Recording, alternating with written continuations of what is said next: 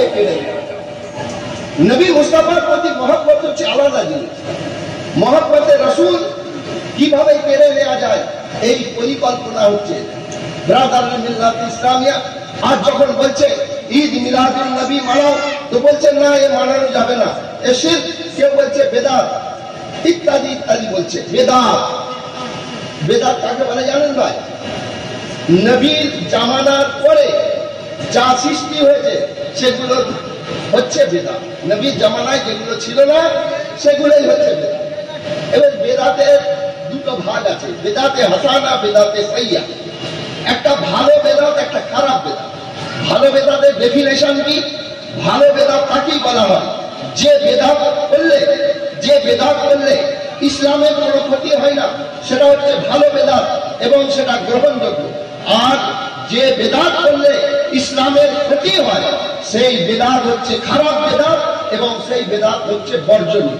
তো ব্রাদার মিল্লাত ইসলামিয়া, আমরা তো নিজেরাই বেদাত কিনা ভাই?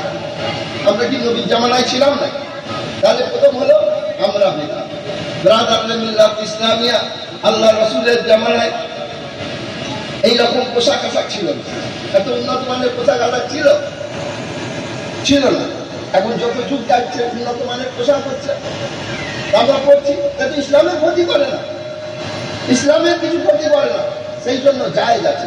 ব্রাদার মিল্লাত ইসলামিয়া তোমরা বলছো আরে নবী দিবস এইভাবে জুলুস করে এইভাবে কিভাবে কোথা পালন হয়েছে, কোথা পেয়েছে? সাহাবারা করেছে না কেউ করেছে? আরে এইরকম নবী দিবস তো হয়েছে।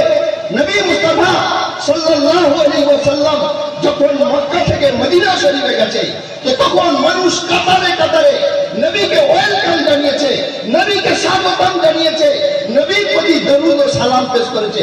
এইটাই তো মিলাদুন নবী।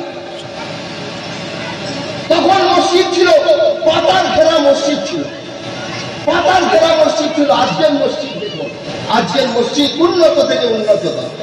এখন আর পাতার মসজিদ নেই, তাহলে মসজিদে তো বেদাত। এখন ছাদওয়ালা মসজিদ, টাইলস করা মসজিদ, এসি ফ্যান লাগানো মসজিদ। তো ব্রাদার মিল্লাত ইসলামিয়া, তুমি যদি জুলুসকে বেদাত বলে থাকো, জুলুসকে যদি নাজায়েজ বলে থাকো, তাহলে তুমি এই মসজিদের উপরে কি ফতোয়া দেবে? আর মলিসা আজকে বাইক ছাড়া চলতেই পারে না।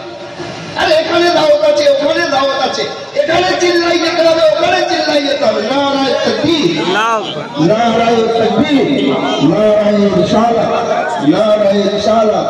হযরত সৈয়দ সাহেব কিবলা, নারায়ে তাকবীর।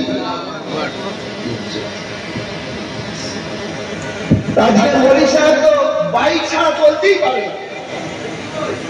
বলে আরে ভাই এই মসজিদ থেকে ওই মসজিদে যেতে হবে, ওই মসজিদ থেকে সেই মার্কেটে যেতে হবে, এখান থেকে প্রোগ্রাম সেরে ওখানে যেতে হবে। বাইক অবশ্যই দরকার।